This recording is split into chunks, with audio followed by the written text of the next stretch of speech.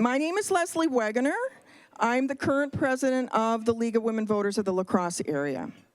And my job this year is not messing up the good work that our past president, Jane Powell, did, and not messing things up too much before our president-elect, Nora Garland, comes in the summer. So you'll just see me hanging on here for dear life, trying not to mess things up. I hope everybody had a really good summer, and it's really encouraging to see this full room here. And I don't know whether it's because of our tremendous topic, our tremendous speakers, a growth in our membership, whether we just all missed each other and we're ready to get back to work. But for whatever reason, thank you for coming today, and it's really good to see you. I don't know how many people here, guests who may be unfamiliar with the League of Women Voters, but I'm just going to read out what we usually tell people. This is our elevator speech. We are a nonpartisan political organization that encourages the informed and active participation of citizens in government. We are a group of people who work to increase understanding of major public policy issues and seek to influence public policy through education and advocacy.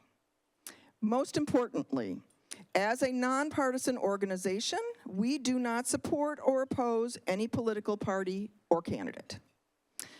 So I, looking around this room, feel like I need to make some introductions and acknowledge some people who are in the room. No need to get up or anything, but if you just want to raise your hand. Do we have new members or first time joining us in the room? Just raise your hand. Yay! Welcome. Welcome. It's really nice to have you here. Welcome. I'm going to ask our board members and our team leaders to raise their hands. Yes. I am not going to introduce everybody. Their names are all on our website, but you are going to see these names come up again and again because some of us need some help. And I'm going to talk about that as we go on. We're always looking for people to join our teams and add to our ability to do more work. I am going to ask our program team members to raise their hands because these are the people who put these events together for us every month. It is a lot of work and a lot of details, and they do it happily and with great enthusiasm. And I can promise you, we have a great year of programs lined up for you. So I hope to see as many people in this room or more every month. A few other people will see every month with us, and we are really happy to have with us. Back in the booth, it is Rob Ramsier, who does our video and is recording us today. And Rob helps us get the word out. So thank you, Rob. The other people you will see around the room today, I see Jennifer from the waterfront right there. Don't forget about Jennifer and Marissa and the waterfront staff because they take such good care of us when we're here. So you can ask them anything. They are so helpful. We're grateful to you, and we're happy to be here again this year. They were terrific hosts. So, since we were last together in this room in May, a lot has happened. And it's been a busy season for League, even though it's not election season. And I'm just going to list just a few of the things that have been happening over the summer, which you may or may not be aware of, but we're working. Our voter services events have continued all summer long. We are tabling, meeting people, registering voters. Jane and Chris and the voter services team is doing a great job.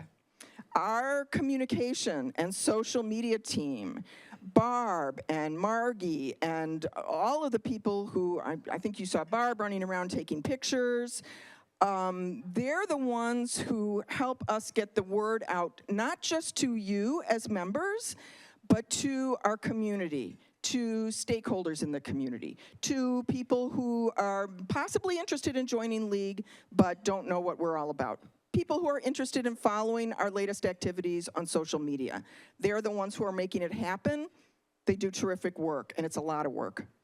At the end of June, we did something that was a little out of the box for us. We hosted a community forum, just an informational forum focusing on Medicaid. So that was, a think tank team comprised of several of our members, Chris Haskell at the lead. It was on the night of a tornado and a thunderstorm and all kinds of weather warnings. So here's what we're learning about doing these events.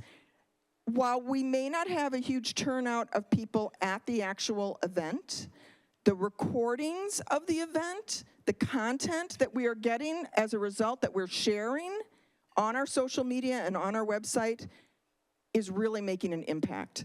We're starting to get contacted as leagues reactivate around the state.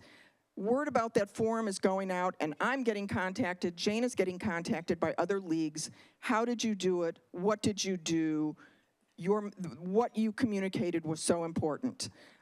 So we had great co-sponsors for that event. Thank you, AAUW, I think was there. Thank you. And it's just something that we may be doing more of if we've got the people power to continue doing it. This is less glam work, but it is happening behind the scenes. Our board, and Nora and Pam have been a big part of this, is really working on setting up, documenting, streamlining all of our processes. Hi. Come on in. Yeah, if you want to sit here, there's seats wherever you see an empty seat. So the process updates, all of us are going to benefit from that, but it is time consuming and we are working on it. So that has been happening all summer long. Another thing that you will notice and will continue noticing, our website has been significantly updated and reorganized and redesigned, and Nora Garland, our magnificent webmaster who couldn't be here today, is behind all of that. And her goal is to really make that a strong, strong resource for all of us here. And I guarantee if you have a question or need information, you're going to find it on our website. Events, what we're doing, where we're in the news, what's coming up, how to get involved, how to contact a legislator.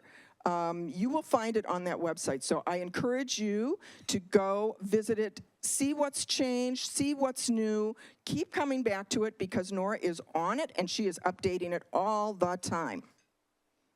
So that's kind of what has happened, since we last met. What's on the horizon now as we look forward? Well, we're in September, and we are looking ahead to next week, which is National Voter Registration Day on September 16th. So again, our voter services group, I think, has 3 different events that they are going to be at. I know Rhonda and I are going to be speaking, doing a community meeting we've been invited by one of our friends from AAUW. So that's happening next week. What is in October coming up? You are seeing I think the date for the Beyond the Bridge screening that is going to be at the Weber Center on October 14th. It is, this is us trying to get the word out today and to familiarize you a little bit about the documentary and what the thought process was, who was involved in it, and what you will learn from it. So that's a great event to look forward to. We also have been helping with the Wisconsin Fair Maps Coalition, which right now is taking information on the road around the state to have a community hearing about the legislation that is being developed for the next session about independent redistricting commission and redistricting reform. That event is going to be at Viterbo, also on October 14th. There are recordings of similar events that they've done around the state. There was a virtual webinar last night, I think, that some members attended. That will also be recorded and available. So if you prefer to go to the Weber Center on the 14th, I wouldn't blame you, even though I am a Fair Maps geek. But there will be recordings available to you, and this is just like the kickoff of a long season of Fair Maps talk, because we've all seen what's been happening in Texas and California as it becomes more and more weaponized. I'm just going to say this with a pencil it in, because we don't know anything yet for sure, but the YWCA Tribute to Outstanding Women is going to be on November 6th. We are nominating a member. We don't know if she's been selected, but we will keep you posted. So keep watching the website, and hopefully we'll have good news about that and about everything else that's happening. Go to that website. There's so much information. And this is something, Rob, maybe you want us to pull up the we need help slide. This is something that I've noticed that has come up as I've talked to people over the summer, either in new members at our socials, or if we're just out talking to people and meeting people and telling us that we're a member of League. And the response is often, I'm really glad you're out there doing that. I really feel like I should be doing something. And friends, I can tell you, we got you covered. Because if you're getting the same question posed to you, there's so many things that you can recommend to people. This is your moment. This is your entry. For the forum in June, we made these little action reminder cards. If people are thinking they want to do something and don't know where to start, give them a card. Tell them to check out our website. Tell them to watch one of our program recordings. Encourage them to come to you with more questions. If you want to bring a friend, a neighbor, or a colleague, believe me, if they're interested in League, they have come to the right place, because we always need more doers. And I have paused this slide because I wanted to do kind of a volunteering pitch for so many things that we have in the works for next year, and we're working on them now, and we could use all hands on deck for this. So if you're interested, honestly, the program team could always use more hands. Deb Luchin is over there, raise your hand, Deb. Leslie Wegener, Carla Lundeen over here, in the house, get in touch with us. The forums team, this is for candidate forums. We've got elections in the spring, we've got elections in the fall. The forums team is me. So if you're interested, I want you. Just get in touch. Another thing that really kicks into gear at election time is a project that Deb Luchin leads. This is our Vote 411 team. This is about getting candidate information loaded up into Vote 411 so it's available as a resource to voters. It's a one-stop shop, and we can always use extra people helping with that effort. Jane Powell over here is our captain for the Unite and Rise 8.5 campaign. And this is something that is rolling on to us from national and from state. These are a series of 3-month campaigns taking us from now until next November. And each 3 months has a playbook that outlines a lot of different things that we can be doing around a specific theme to activate people and, of course, get people engaged in the political process, and more than anything else, getting people registered to vote and ready to vote. Because even though 8.5 million more voters is the goal of this campaign, in Wisconsin, that translates to about 156,000, Jane? So it's doable. I've already mentioned fair maps, redistricting reform. Honestly, you guys will be tired of hearing me talk about that because it is a particular passion project for me. It's what brought me to League several years ago.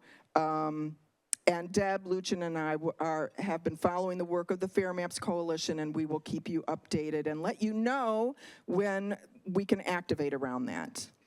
The other thing that's new that isn't on that slide is we actually have some interest in our members, and we've been approached by the Greater La Crosse Area Diversity Council about kind of reactivating our work with them in the DEI area. It's definitely a policy priority for League. It always depends on whether we have people who can lead the charge and be our champions, our issue champions for us in League. We have a couple of members who are now interested in resuming that work. So if that's something you're interested in, let us know, because we can hook you up. We are in the very early stages of this. We're having our conversations with GladSeed to see where our mutual interests overlap and where we can help each other out meeting our goals. So that is volunteering. And so if you can help with any of those things, or if you have ideas of areas where you want to lead, things that should be working on and just don't have the bandwidth to do, please step forward. I just want to say on behalf of the board, I mean, we know as a board, we know how fortunate we are to have you as a member of the League of the La Crosse Area League. And honestly, you only need to look around this room and you are going to see a dynamic and dedicated network of individuals who are striving to make a positive difference in the world. And it's up to us together to make our league stronger and better. So glad you're here, keep on coming. And on that note, Rob, if you can put up Ruth Bader Ginsburg for me, and I'll explain why that's there. And this is also something that came to me as I was reading email from people, and I keep seeing more and more people including a quote at the bottom. It's become part of their signature. They've got a quote that they like, that they live by, that inspires them, and they share it in their email. And I think that's understandable, because I think we're all calling on any means available to boost our spirits these days. This one speaks to me right now, because sometimes fighting for things that I care about makes me mad, and mad doesn't serve anybody. So I like the reminder that it's always about getting others to join you. So in the spirit of sharing a favorite quote, I really want to invite you to share what your favorite quote is. What's getting you through the days these days? Are you reading somebody or hearing somebody that is saying something that resonates with you and it's like, yep, I got to keep that in mind. That's going to get me through the next couple weeks. I'd love to highlight them as part of our monthly meeting. Just something that will inspire us or reassure us or remind us that League's mission has always been a marathon. It's not a sprint. And sometimes it helps to have wise words to keep us steady and keep us focused. So I invite you to email a favorite quote to me, and we will share one each month. You're welcome. I just want to say hello. We have a special guest with us. Our mayor is here. Our mayor is in the house. So we are so glad to have you with us. What's that? Oh, good. And I have invited him to say a few words, and he says he will. Thank you.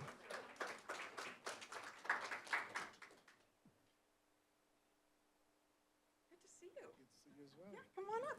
Good afternoon, everyone. All right. Hi, how are y'all? I know it's been busy. Apologize for me coming in late. I was doing a press conference. But I am so just grateful for the work that you all have been doing over the years and continue to do to educate our community about voting and beyond, right? Because I think it's all about how government works. You educate around so many topics that even me just up here trying to name them off, I'm going to forget some. So I'm not going to do that because you know what you do. And you're such a valuable asset to this community. And so I'm so excited to learn that the League of Women Voters are also coming alongside the city and other community partners to talk around the issue of the unhoused and unsheltered by helping with coordinating all these great efforts around the film. Can I be honest with y'all? I keep forgetting what this film is called. So, and I just got through explaining it to someone else. I was like, yeah, we're doing this film and everybody should go. Because I've gotten a lot of calls and emails, as you would imagine, around our unhoused population. And some of them are very compassionate, right? Some of them are very much like, hey, Mayor, what are you gonna do? What's the plan? How can we help you with the vision of helping handle this issue, right? Or this situation? All the way to, we need to get them out of our city. What are you doing? Get them, da-da-da, right? Like, so it's a drastic difference. And my thing is always, how do we handle this situation with compassion and care? Our plan, obviously, and I've said this on the campaign trail, I'll say it today, Pathways Home is our golden ticket, so to speak, right? Pathways Home will help get us to functional zero. And one of the things that I say as mayor is, that's a long-term strategy, and then we have our immediate, what can we do right now? And in order for us to get to the solution of the immediate, we need all of our partners in this community to come alongside the city and really work to make sure that we're doing something that's compassionate and dignity, and we're treating our unhoused and unsheltered individuals as human beings. And I say that, and I wholeheartedly believe it, and I also understand that me closing 2 parks might, for some people, seem very contradictory to what I'm saying.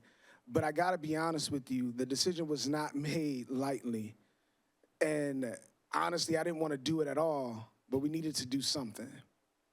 And so while that is one solution, it won't be a permanent solution. Neither will higher insecurity be a permanent solution. And so we just need to work together to figure that out. And so while those parks are closed, there are groups of city individuals as well as community individuals meeting to have conversation about how do we address the issues that were happening at those parks. And I also gotta say, it was not just the unsheltered. And I'm gonna hold my foot down on that because people need to understand that it was not just the unsheltered. So thank you for having me. I look forward to working alongside many of you, learning more with all of you, and really doing more in this community, again, to make it a better place for everybody. And I truly believe that. I love this city. I know you all love this city or you wouldn't be doing the work that you're doing, right? And so thank you for having me. Thank you so much. Hello, my name is Carla Lundeen. I am one of the board members of League of Women Voters of La Crosse area. I am also on the program committee. And my job today, I get the best job, is to introduce our speakers. So without further ado, James Mathy is our first speaker. James is the Housing Administrator of the Milwaukee County Housing Division. He's responsible for the management of Milwaukee County's Community Development Block Grant Funds, Home Funds, Milwaukee County's Housing Authority, Continuum of Care Homeless Programs, and Special Needs Housing Programs. So if he looks tired, that's a lot.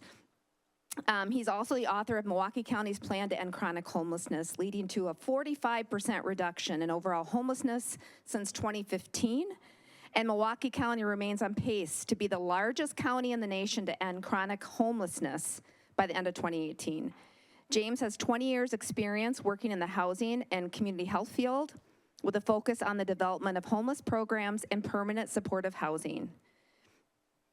James is also an Aquinas graduate, and he's from La Crosse, so that's kind of cool too. Don Sawyer, our second speaker, is the producer and director, and he is the film Beyond the Bridges director. He founded Bigger Vision Films in 2014. Don produced, directed, and co-wrote the 2016 film Under the Bridge, The Criminalization of Homelessness, which will be, by the way, hosted at the La Crosse Public Library on October 5th. So check that out as well. And he won the Best Hoosier Lens Award at the Indy Film Fest, as well as the official selection of the Chicago International Social Change Film Festival. Sawyer was also co-producer for the REELZ Channel series, How to Survive a Murder. Don wrote, directed, and produced the 2021 PBS Independent Lens short film, Trouble at Lake Monroe. And our final speaker is Tim Hashko. Tim is the cinematographer and editor for A Bigger Vision Films. Tim shot both drone and ground footage used in the Under the Bridge films. In addition, he was cinematographer on the 2018 film My Friend Mickey, Common Decency and the American Dream, as well as the director of photography on the REELZ Channel series, How to Survive a Murder. Tim was the cinematographer and editor for the 2021 PBS Independent Lens short film, Trouble at Lake Monroe. Tim and Don Sawyer received the 2022 Stewart B. McKinney Award from the National Homelessness Law Center for their films on homelessness. These are some accomplished folks. So without further ado, I'm gonna stop talking and I am gonna turn it over to start to James Mathy. James? Thank you very much. Good afternoon, everybody. I would say the most important intro of that whole thing was the fact that I am an Aquinas graduate, so I have been bragging about our city to Don and Tim since the very first day I learned that you all were bringing the film there. So very excited to show off La Crosse. There's a chance I may know some of you in the audience, and if I don't, I'm sure a lot of my family members do. So thank you very much for your time today and the interest in this topic. That had the pleasure of meeting with the mayor and his team and with Don and Tim about exciting plans that they have coming up, as well as some current challenges. So happy to be potentially a part of the solution. If you all could help me with some technical assistance, I'm going to share my screen. If somebody could let me know if that is working. We can see it. Excellent. Thank you very much. So I'm going to give a brief presentation about our local government approach here in Milwaukee County to reduce homelessness. I think there's a lot of parallels in La Crosse. And some things, we do these presentations in cities across the country. Every city is a little different. Okay. I'm going to start off just by talking about the various programs that we have in Milwaukee County. So just so those of you in the audience, these are the examples of what La Crosse is going to have in their toolbox to reduce homelessness. So over 10 years ago, we put all of these programs under one roof in the Milwaukee County Housing Division, which I'm the administrator of. So all of Milwaukee County's community development block grant funds that go to various public services for low to moderate income individuals, all the way from senior meal programs to homeless programs to economic development, are administered by myself and our division, as well as home funds for affordable housing development.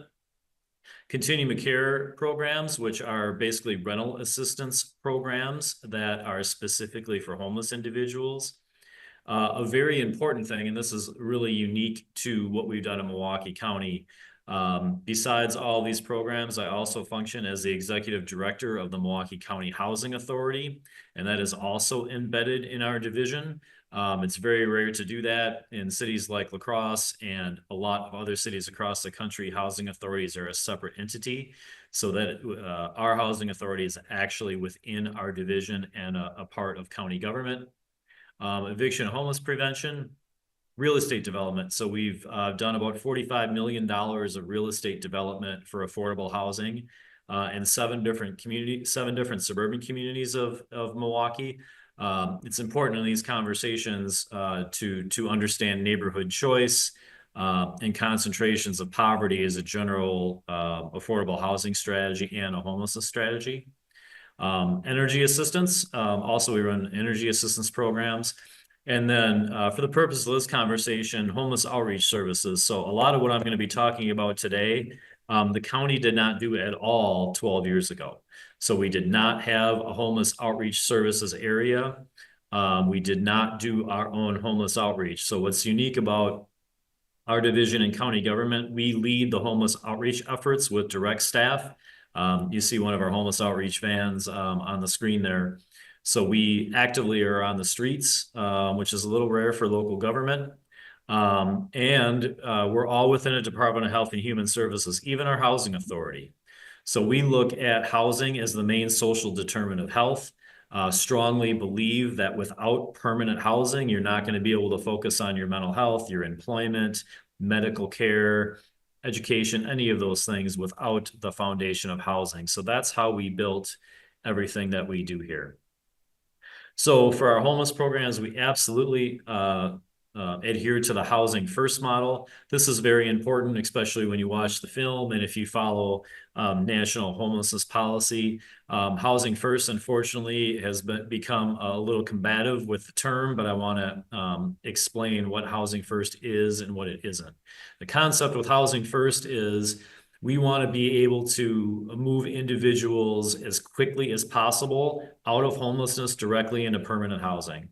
The old way of doing these models is if an individual was outside and they agreed to sobriety and mental health treatment, they might be given a shelter. And once you get in a shelter, you might graduate to transitional housing.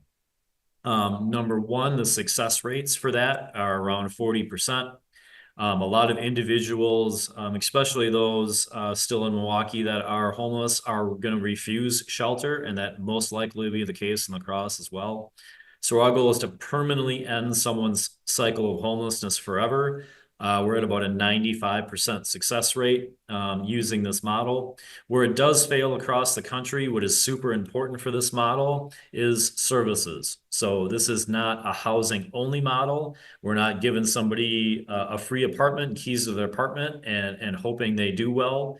The only way to do this successfully is very intensive services. So all of our homeless individuals in our program are offered voluntary services at many, many different levels. It might be brief touch case management, or if an individual has very, very serious acute mental health needs, we may see them 2 times a day, up to 7 days a week. So all the treatment is individualized, and that's what really makes these models successful or how they fail.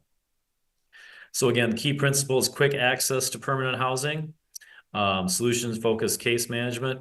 The other thing that's important for us is we do not discharge people back into homelessness. So if we are running these rent assistance programs, but also lead the street outreach efforts, there are clients throughout this whole entire process. So if their first apartment, for whatever reason, doesn't work, we don't kick them out of our program and put them back on the street.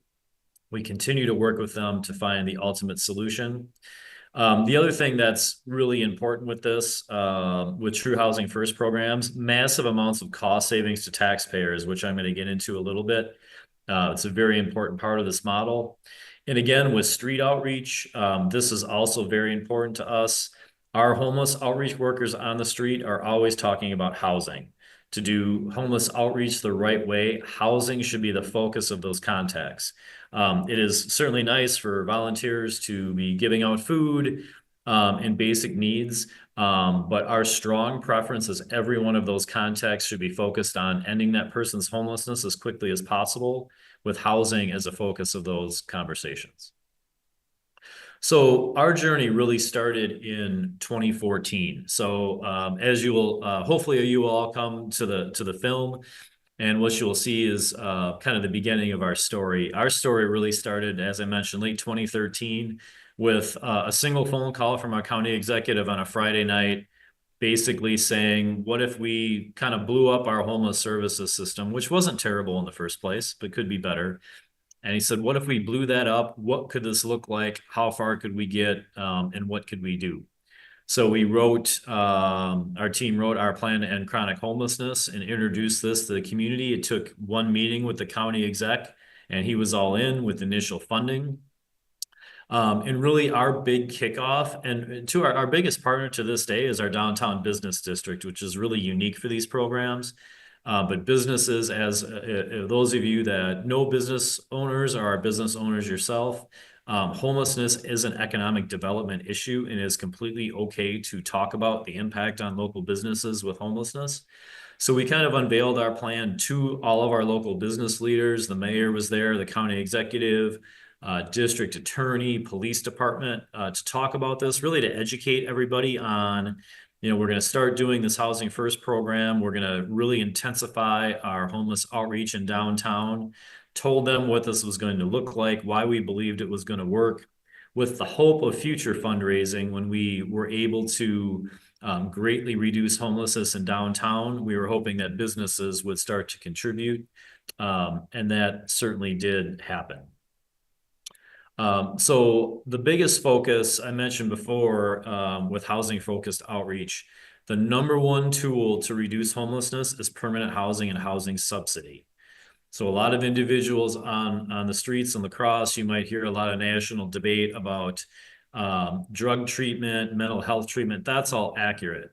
But if individuals still cannot afford rent, they're going to remain homeless and oftentimes refuse homeless shelter placements. So finding as much housing subsidy through our housing authority, local government funding, HUD funding, and philanthropic and business funding, which is where we're at to today.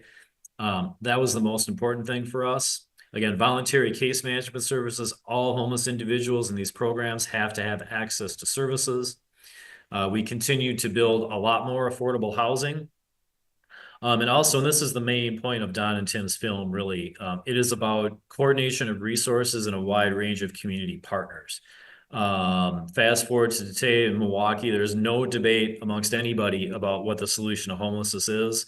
It is this focus on permanent housing using a housing first approach. Any politician in Milwaukee, regardless of the side of the aisle, business owners, healthcare CEOs, they would tell you that the plan I'm presenting is the plan that they're backing. So some unique things about this, we have very, very strong partnerships with law enforcement. So for us, our initial partnership with the businesses included the district attorney's office and the downtown business district. We oftentimes were doing homeless outreach directly with the district attorney's office. And if they needed to waive warrants to get people into housing, as long as they were moving forward on the housing plan, they were able to do that. Our downtown business ambassadors, along with us in the DA's office, would do all of this together. Today, we're out with our downtown ambassadors all the time doing joint homeless outreach, which has been really helpful. Even 10 years later, we're still doing regular monthly meetings to hold all of our stakeholders accountable. Our Department of Transportation is now very involved as well. They control all the land under bridges and overpasses. So they're extremely helpful with our homelessness program, and even wrote an employment grant to have our homeless individuals help with cleanups and different things like that. All of these groups are still a part of our weekly community prosecution team. So that is going to be, again, our police department, our district attorney's office, business leaders, and my team meet to go over every single homeless individual that is in downtown Milwaukee. We know every one of them by name, as does the business district. We are not ever relying on law enforcement to close encampments without a housing plan, but we do work hand in hand. So we oftentimes will participate in encampment closures with there's tents and things like that, but it's all done in a thoughtful process to ensure that people have housing and just don't simply relocate to other areas of our city. So I mentioned we started this program about 11 years ago or so, and went to the businesses kind of with our plan. Within, I would say, 90 days, the business leaders saw a dramatic reduction in homelessness in downtown Milwaukee. A lot of people were getting housed. We really laser focused on that area to be good partners to our businesses. But of course, most homeless individuals in cities are going to congregate in downtown areas. It was so successful, the downtown business district actually paid for one of our employees. So they give money directly to our government division to hire a downtown homeless outreach coordinator. And she operates only within the business district. Business leaders no longer ever have to call law enforcement. They have the cell phone number of this worker. And we are frankly held accountable to those businesses for fairly quick response. So if a business owner encountered a homeless individual they were concerned about, we could be there in 10 or 15 minutes because that worker is directly responsive to those businesses. And again, it took us a while to prove the concept of this. So the businesses at first were a little skeptical because this was a new program. It really took us showing the success of our model, the very large reductions in homelessness before they became involved financially. What you'll see on my screen there is a key to change meter. Government is not great at branding or marketing or selling its product, but our business leaders certainly were. So they took it upon themselves. They installed these gold parking meters in several strategic locations on downtown as charitable giving towards all of our homelessness programs. Those of you that fly in and out of Milwaukee's airport will see our Housing First Ending Chronic Homelessness charity stations at all of our airport security lines. This was done not just for fundraising, but really as a way to educate everybody to take some civic pride in the new way we were dealing with homelessness, QR codes to do general community education. So that was really successful. So when we started doing our program, these are the types of individuals we saw on the street. So this gentleman here is the first individual that was in our programs. You'll see his t-shirt there. It's important when you're building these programs to really take into account the opinions and the strategies of people that have or are homeless. Their advice is super important, as was his. So he was actually homeless for 25 years. Living in the woods by the Kinnickinnick River here in Milwaukee. And these were the type of individuals we started with 10 or 11 years ago. Very, very lengthy homeless histories. And that was the problem with our system. People were just not getting through our system fast enough, and we did not have the coordinated outreach to really help these individuals. But that was the length of homelessness we were dealing with when we started. So one of the things we did as well when we started, so I hired somebody to help run the day-to-day operations of this. He's in the film, Eric Collins-Dyke is his name. We hired 3 outreach workers / housing navigators, and even most importantly was our own program evaluator, whose job solely was focusing on data, best practices, and looking at the numbers. And our outcomes simply follow data and the numbers, whatever that happened to be. So this was our first really impactful thing. I mentioned the county executive blessed our plan. So he gave us $1 million out of the Milwaukee County budget. This was not a new tax. This was finding existing funding within our government structure. So we actually moved $1 million from the Behavioral Health Division, which ran all of our mental health programs, to give to us. And this was the result of that. So within our first 85 individuals, their $1 million investment returned $714,000 back to them in dramatic reductions in very expensive emergency service, like our crisis mobile team, detox stays, psychiatric crisis services, and inpatient stays. So a lot of homeless individuals are going to use these emergency services as part of a housing plan, and that is not necessary with good homelessness programs. So fast forward today, we've served thousands of individuals, but that division alone saved almost $715,000 with that initial investment, just with 85 people. So that really kick-started conversations with all kinds of folks. Criminal justice folks were receiving tons of funds for the criminal justice system. But really more importantly, it got us engaged with our private healthcare and private HMO systems. So they realized the potential return on investment in partnering with us on this program. So we actually have our private hospitals and HMOs paying for staff, my government staff, to do housing navigation using the Housing First model for their highest utilizers. And for them, frankly, it's profit margin. There were a select individuals that were costing these private organizations a fortune. So we have direct contracts with several HMOs. They're listed here. Again, they pay for our staff and some short-term rent assistance. A lot of their data is protected, so I can't, the fourth bullet is the most important one, but I cannot share which partner that is because it's protected information for them. But one of our partners recognized almost a $1 million cost savings, and that's actually direct profit for them, a $987,000 cost savings in just 12 months and a 63% reduction in emergency room visits. These hospital systems can refer anyone they want to us. We serve everybody. So they are just looking at their highest utilizers of emergency services. We serve them with our own internal staff. And our goal is to return a minimum of a 3-to-1 return on their financial investment. And for us, it definitely helps lower overall homelessness. So this is what our homeless outreach looks like. My deputy director is actually in the picture when he was doing a lot of street outreach. He's now my deputy administrator at this point. But we do first and second shift outreach, sometimes early in the morning and late at night.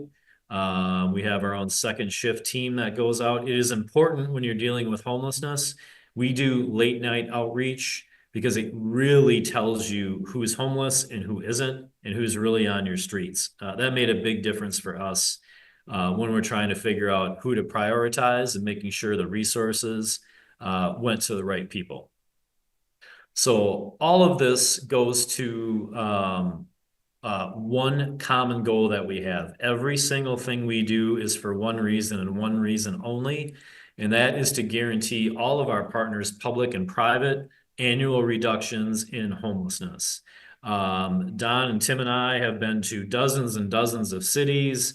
We don't actually hear many cities that are focused on this goal. And I would argue if you're not going to make a lot of progress, even in the optics of homelessness in your downtown area. This should be the focus. And I think it gives communities an awful lot of clarity about where their investments should be, builds really good public-private partnerships where you have this mutual accountability to everybody for this goal. So that's what we started with. We've seen dramatic reductions in homelessness because of this approach. So this slide's a little busy, but it gives you the idea of we track not just our own data, but we are ultra competitive. And we follow every other city's data to look at best practices and see how well we could do. So we got to the point when we started to 2021, we saw a 92% reduction in unsheltered homelessness. That number 17 was actually the point in time count in our whole entire county of homeless individuals sleeping outside. Very, very proud of that. We, in the past few years, with the exception of 2023, I believe, had the lowest unsheltered count per capita in the country because of the way that we set all this up. The other thing that's important to us is chronic homelessness. That's HUD's really number one thing they look at. These are individuals that are homeless for longer than a year straight. We went 2 consecutive years without having anybody on our streets that were chronically homeless. The only ones that were in our homeless shelters. Now, the other thing that is important to this, to stay true to data, is we did see an uptick for 2022 to 2023, where our numbers started going up again. Again, it was only 96 individuals, so we have a lower unsheltered count, believe it or not, in Milwaukee than you do in La Crosse. But we did see it tick up, and if you're true to good data, we wanted to find out why, fix that, and make that correction. And what we found is the same thing you guys are going to see now in La Crosse. Our own staff could not even find apartments for the people we serve. Milwaukee became the 3rd most competitive real estate market in the nation, which really surprised us. The ability, especially to find 1-bedroom apartments, which is the majority of homeless individuals, it became virtually impossible for us to find units. And that's what you're facing in La Crosse as well. So we really focused on solving that issue to go back in our right direction again. So we received American Rescue Plan Act, same as La Crosse did. I'm not sure if this is administered by the city or county of La Crosse. But we hired 4 new housing navigators that are funded through 2029. And what it did was our outreach staff did not have to be responsible for the homeless process anymore. They were just going to focus on homeless outreach.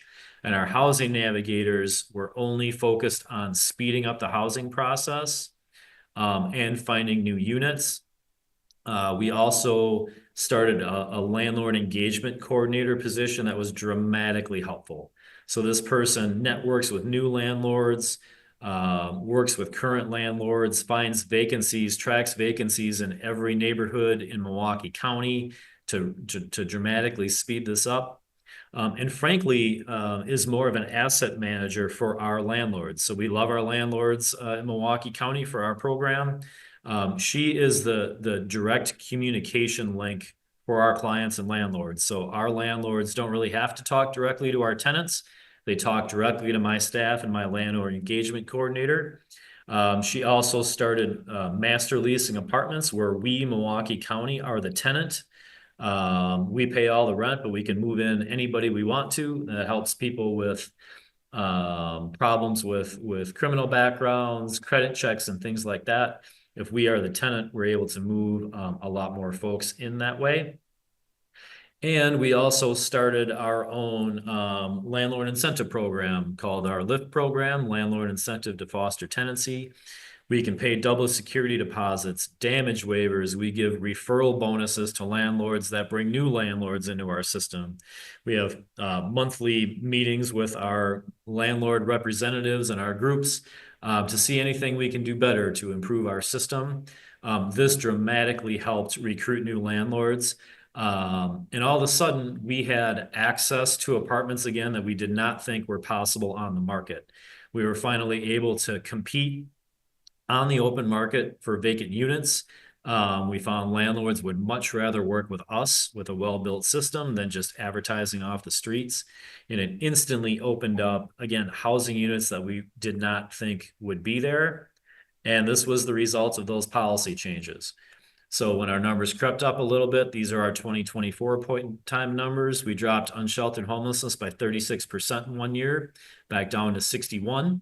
And also just a 17% reduction in overall homelessness, including our homeless shelter beds. So that's really what this takes when you're holding each other accountable to a good system, is continuing to reduce homelessness on an annual basis. La Crosse and every other community did the 2025 homeless count, and HUD has not published those numbers yet, so we do not know the results of other communities.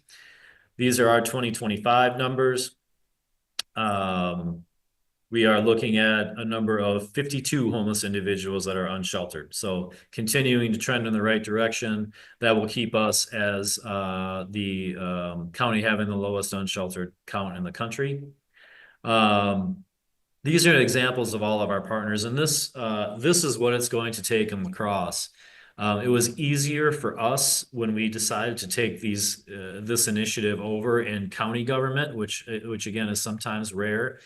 It allowed us, I had direct access to a lot of institutional leaders that nonprofits might not have. It was easy for us to build a relationship with our county sheriff's office, our district attorney, our Milwaukee County Parks Department, Wisconsin Department of Transportation. We had all these institutional power players at our disposal through the political will of the county executive and just institutional relationships that I had with all of them. So it was very easy to get them all on board, but this slide shows for an area like La Crosse, these are the partners that you're all going to need to be able to be successful. So again, just in closing for my comments, wide range of public and private partners. Federal funding is never going to be enough, especially in La Crosse, to solve your problem. So we could certainly talk about how to retool your federal resources, but it has to be a local solution. That's what we found in Milwaukee. I think Don and Tim would agree. That's what they've seen across the country. Again, finding as much rental assistance as possible. Balancing housing placements and enforcement of public spaces. So the mayor mentioned your unfortunate situations in the parks. Really to be forward thinking about, it is absolutely okay to enforce vacant public spaces. We strongly encourage cities to proactively have a housing plan for individuals instead of having them leave an area and end up in other places in La Crosse. I mentioned flexible case management, education, which is good. This film is going to be a great tool for you all to educate the public. And who's in charge? You want to make sure that somebody building these systems has the ultimate accountability and is given the political will to be successful. And then in closing, our favorite statement, only housing ends homelessness. So permanent housing really is the only solution to homelessness. So that is my presentation. I'm not sure if I should turn it directly over to Don or back to the league. So I'm happy to take questions later as well. So thank you all very much for your time and your attention. Sorry about that. Hello, I'm Don Sawyer. Could anybody tell us how much time we have, Tim and I? Okay, we can't hear anybody. So, okay, 15 minutes. 15 minutes, okay. So we'll just give you a little background about us and how we got into the homelessness space. I am an accidental filmmaker. I'm a musician by trade, and I was living in LA, but I always had a heart for homeless people who are unhoused. So I would go down to Skid Row, and sometimes with groups, sometimes by myself, and pass out food and clothes. And I just I didn't know anything about homelessness, the dynamics behind it. I just knew people, you know, they needed those things. And when I moved to Indianapolis, my family's from Indiana, and I needed to come home for family reasons. I kind of developed doing the same thing. And I went to a homeless camp, and there was this guy there named Maurice, and this goes into our first film, Under the Bridge, the criminalization of homelessness. And there's a lot of people in Indianapolis that were falling through the cracks, and they didn't fit into any programs. And so there was a camp of like around 70 people that he was running, and he coordinated with faith groups for food and clothes and all of this. And he was running it like a program for the people who didn't fit. And so that's all in the film that you're going to be watching on the 5th, I think somebody said, of October. And that was my introduction into what homelessness really is, the systems that are set up to address homelessness. And that's where the failure lies, in the systems. It's not the people. It's not about broken people. It's about broken systems. So we made that film, Under the Bridge. The first version of that was called Uncharted, The Truth Behind Homelessness. So I'm in the camp trying to help Maurice, and these young guys come through and they say, hey, can we make a film? We want to dispel some stereotypes, to Maurice. And Maurice asked me to be there when they were there, to go around the camp. And I said, okay. Long story short, we became a film crew. I knew the entertainment industry. They knew film. I didn't know anything about film. I knew music. So this picture, this reality started coming in front of us, which is the people who are charged to deal with homelessness really knew nothing about homelessness. They really didn't know anything about what was going on in the camp. And that was the story that was emerging. So we said, we can stick with what we wanted to do, or we can tell the story that's in front of us. So we told that story, got in trouble with the city. They didn't like it. In fact, they kind of aggressively didn't like it, but it got the truth of the failure of the system and took it off of the people who were homeless.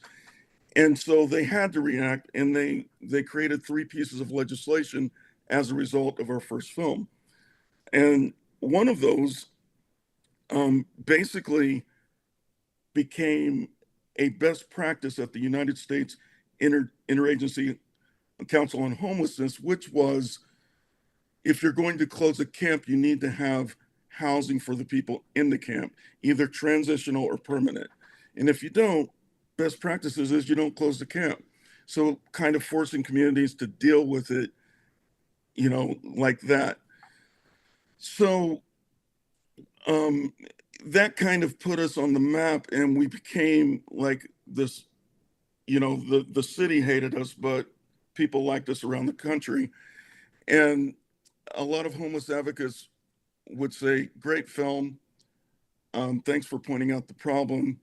You know, what's the solution?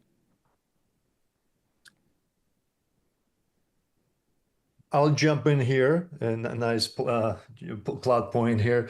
I'm Tim Hashko, cinematographer and editor of Bigger Vision Films. And if you hear an accent, that is because I wasn't born in the United States. I come from the evil Soviet Union. I was born in what now is Belarus. And I moved to the funny story. I actually won to be a contest to become a foreign exchange student, and I was scheduled to go to Wisconsin, a high school in Wisconsin. But then, because I had known a family in Indianapolis, they kind of intervened in the process, and I ended up in Indiana. But long story short, you know, I'm living in Indiana.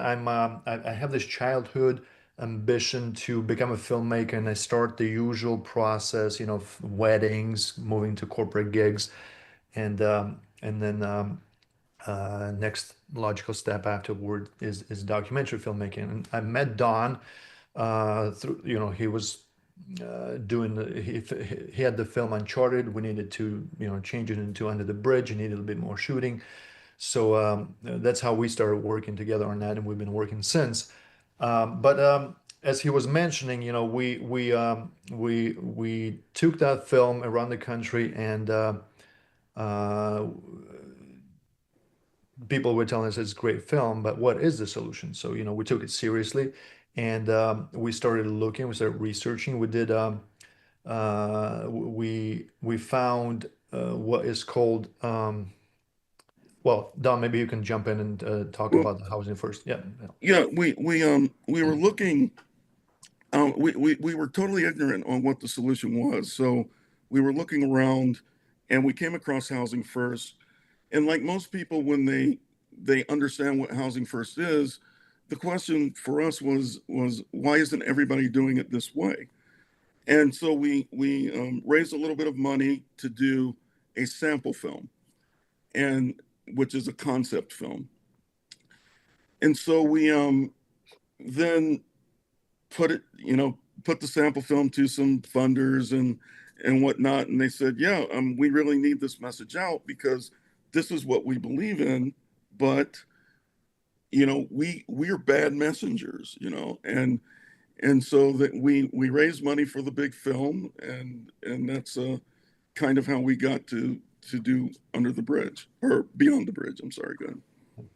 Yeah, and so we got the money, we hit the road, and that's where all the fun began. You know, we spent over a year and a half on the road, put 44,000 miles on the truck. We camped out, lived in 12 different cities for weeks at a time, interviewed over 250 people, from folks who are currently homeless on the streets to those who have been housed, to service providers and the shelter providers and the affordable housing builders and the business leaders and the faith leaders and all the way to the United States Congress. We got quite a library of interviews and the B-roll.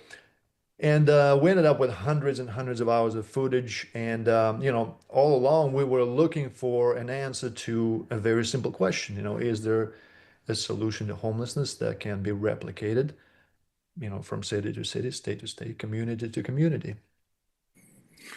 It's very important. That's the most important point. We wanted to find a solution because there's great innovations all over the country. UCLA and the county of LA combined on a pilot program. I think they started with just over 1,000 people, where they compiled all the data. UCLA made an algorithm. They compiled all the data, and they could predict who was going to become homeless. And so then the county would call this individual or this family and say, hey, looks like you're about to become homeless. What can we do? You know, to keep people in housing. There's lots of great innovations out there, but we wanted one that could just be replicated from community to community without, no matter how big or small the community is. And we found that we made a film about it, and we found it in two communities. One was Houston, the other was Milwaukee. Housing First was the foundation of both of their systems, but that wasn't what made them successful. What made them successful was the community collaboration, the network. They made it the whole community's problem, right, to solve. And you know, when we come there to La Crosse, we'll expand upon this, why it's the entire community's responsibility to come together and to solve the problem. Faith-based, business, healthcare, the college, all of it. It's everybody's responsibility to come together and do their part to solve the problem. That's the key. That's the replicable part of the system that both Houston and Milwaukee came up with. They don't look the same, but it has that same foundation that it's a community issue.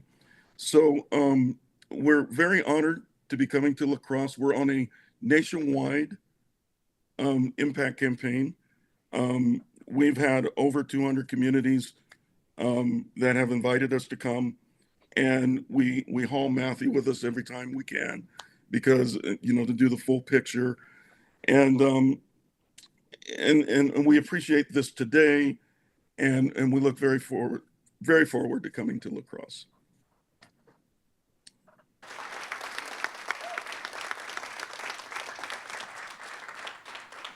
I don't know if you gentlemen can hear the applause in the room.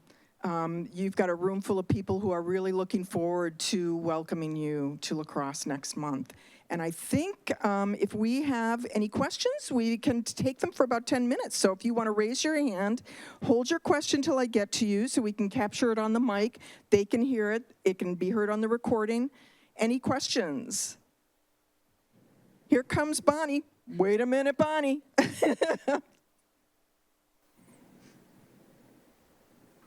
This isn't critical, but the question I have is, long time ago, I heard about Medicine Hat, Alberta, Canada, and they had attacked the problem of homelessness and had got it under control, it seemed, because they too had this idea of first people need to be housed.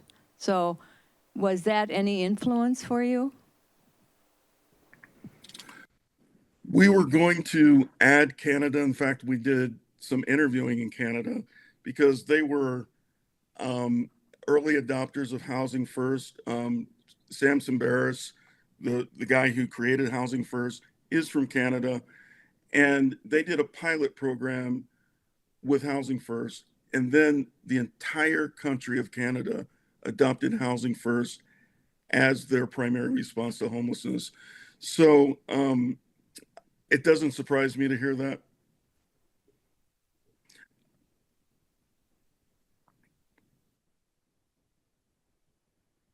Hands up.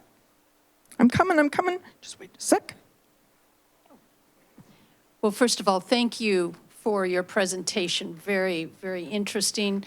I know that our previous mayor tried to address the homeless situation.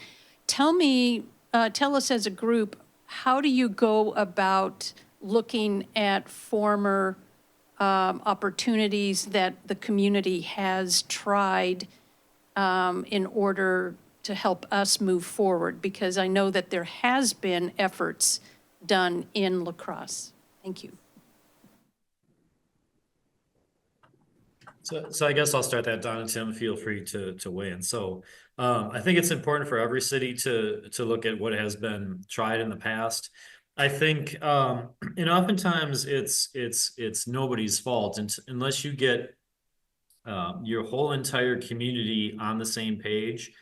You know, local government, the city of La Crosse, local government cannot solve this on their own.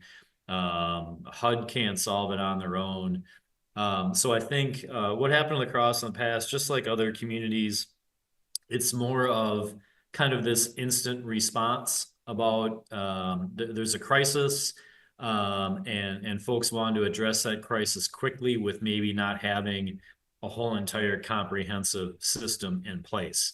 I think the momentum you're seeing in La Crosse now, I forget, I actually took a tour of it when I was in town, where the large encampment down by the river was, on the south side. I forget the name of the park. I apologize.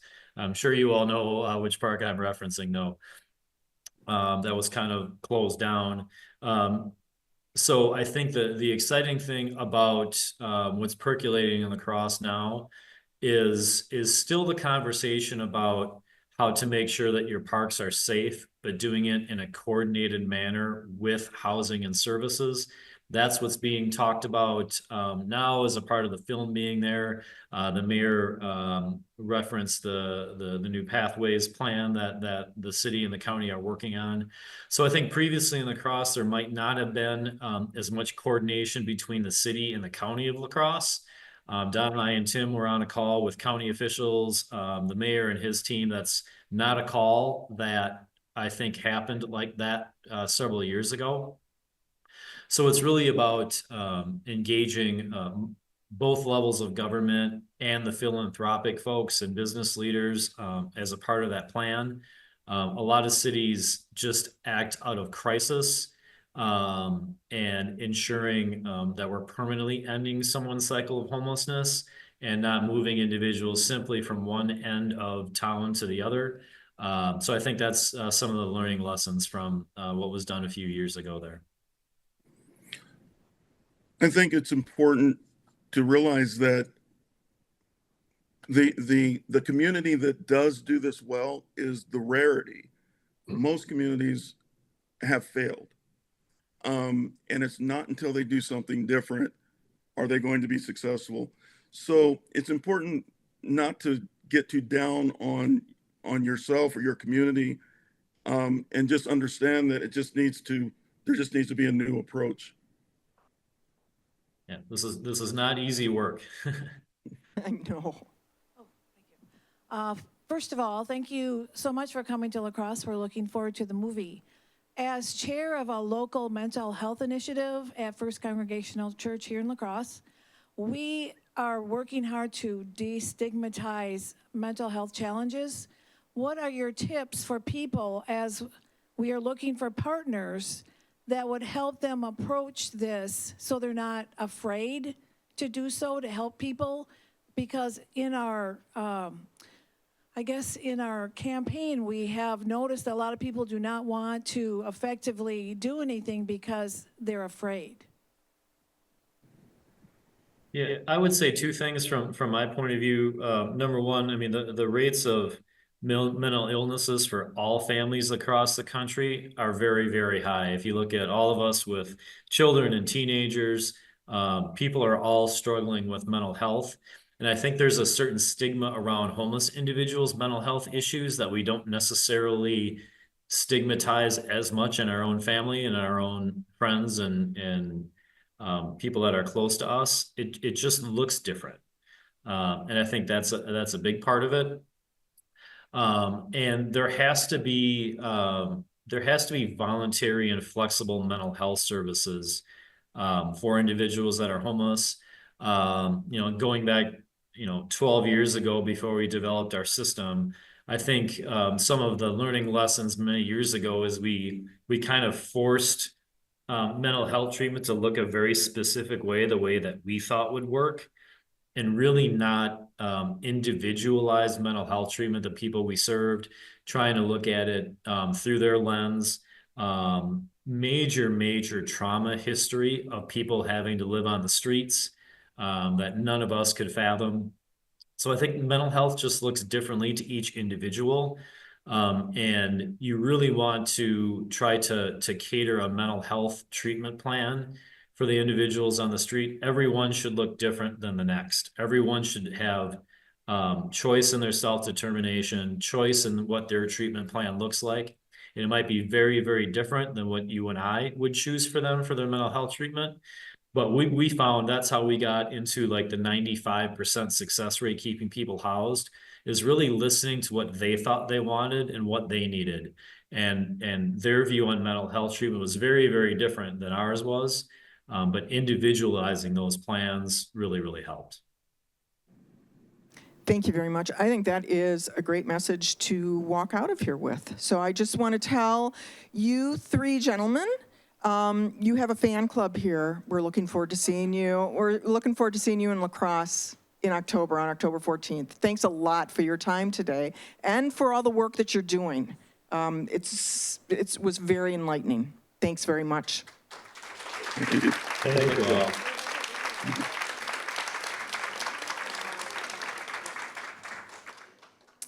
Thanks, everybody. And in the room, just to wrap up, I will say our next program next month is going to be on October 8th. Our speaker is going to be the distinguished Rusty Cunningham.